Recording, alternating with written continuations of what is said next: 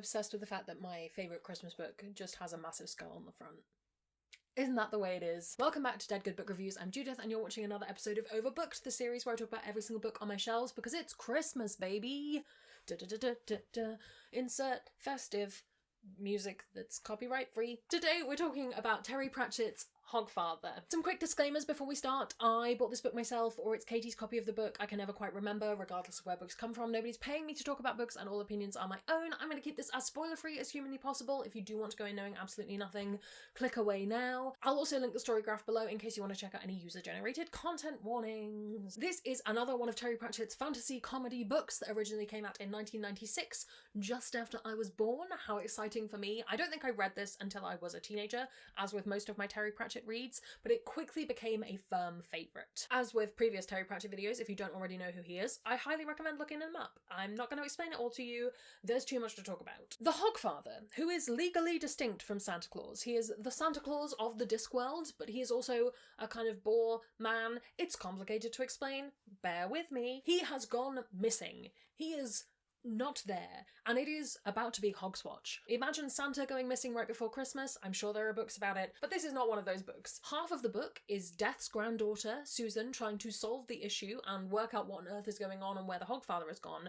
The other half of the book is Death trying to fill in for the Hogfather. So imagine Death, a Grim Reaper of sorts, trying to be Santa. As ever, explaining a Terry Pratchett book in a way that might make sense to someone who has no context for the Discworld is impossible. So I highly recommend that you just understand this is a fun, funny Christmas book, but it's not Christmas, it's Hogswatch. The first reason I think you should read this book, this might be a little bit similar to my review of Going Postal, but my first thing is that I genuinely think this is a very funny book. Death as a character has always been one of my favourites. I think he's one of the more amusing and also simultaneously deeply existential characters of the series. I blame this character for my obsession with just Grim Reapers in general. I find them so fun. I actually have a painting, or an original print, I think, of Death and the Death of Rats that I bought at Comic-Con a fair few years ago, and it is one of my treasured possessions. So I love Death, I find Death really funny, and I think that this whole book generally is just really amusing. And again, it's because Christmas, there are so many references. Winter holidays, we have so many references for them,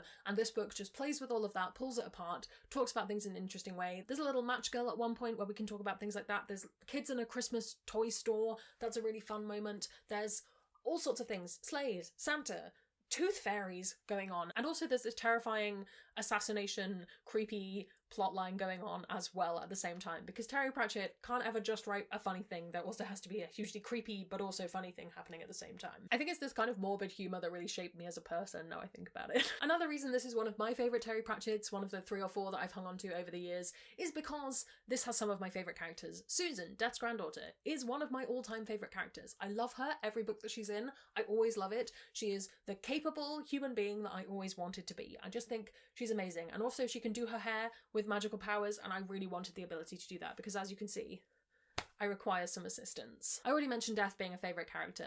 I actually really enjoy the villains in this story, both the henchmen and our main villain, Teotame, who is terrifying, and if you've watched the Sky adaptation, is genuinely a nightmare for me that I have had. But also, as with other Discworld books, familiar characters do show up on occasion, and I think there are more cameos in this than in some other books, but it's still really, really enjoyable. And also, as with Going Postal, I think that the humorous take on Christmas is one thing, but the actual plot of the book, the mystery of what's going on and having to solve it, as well as how to manage the issue of the Hogfather being missing for the book, are really, really good plots. The actual structure of the book is really interesting. The story really carries you through. It makes sense as a book. It's not just a collection of funny Christmas vignettes. And I think that that's something that other books don't necessarily pull off in the same way. I just really enjoy the actual story and the resolution of things and the reveals of various elements. It's really hard to talk about this without spoiling stuff, but just the way things get solved, fascinating. And the implications for like the metaphysical Discworld is really interesting as well. Can you only read The Hogfather at Christmas? Is this a book that you will buy and then only reread every so often if you happen to remember that you own it near Christmas time? I think it's enjoyable year round. Partly because it's not Christmas, it's Hogswatch, and also because Terry Pratchett is just enjoyable any time of the year. I do think that it's worth reading it near Christmas just because it's atmospheric. But if you're like me and you're kind of useless at planning your reading around the seasons, you can read it anytime. How dated is this? It's 1996. I haven't read this in a little while, so there's some things that I might pick up on differently this time around. I don't remember it being a super yikes moment kind of book, which some Terry Pratchett books have been for me. I think that overall it stands up, especially because Christmas references kind of feel quite universal because we've all been so ingrained with them. Maybe if you had no context for Christmas, it wouldn't be as good. But it's not like he's writing a book about like a very specific mid-90s phenomenon, you know? As ever, if you're not a Terry Pratchett fan, if you don't gel with his sense of humour, this isn't going to be for you. I personally think that this sense of humour shaped both my mother and me, and that's just where we're at now. If you don't like the idea of Death pretending to be Santa, this may not be for you. But I think if you're a person who has enjoyed a Terry Pratchett book in the past, you might enjoy this. I would say if you're planning on picking this up and you've not read any other Discworld books before, this would be an okay place to start. It wouldn't be where I would start. I would read the Death books in order, probably, just to get a sense of Death as a character and how that works, and meet Susan in another context. Perhaps, maybe. I think you'd be fine picking it up, basically, but it wouldn't necessarily be where I would start. This has been a fairly speedy one. I hope that's okay. I don't have a huge amount to say about this in the context of a spoiler-free review. I think I could quite happily sit and talk about all my favourite parts of the book for a very long time, but that's not really what Overbooked is. Oh no, a dangerous thought just came to my head about starting Overbooked again, but making them all spoilers.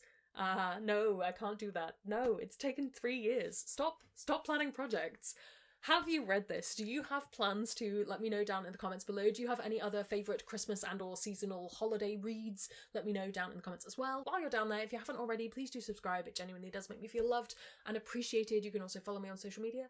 Come hang out on Discord where we have chill chats about books. I'd like to say a huge thank you to all the ghosts who support me on Patreon. You guys are the best. In return, they get early access to videos, live streams, and bonus content. If you would like to join their number, that's linked below as well. Thank you so much for watching. That's all from me, and I will see you in the next one.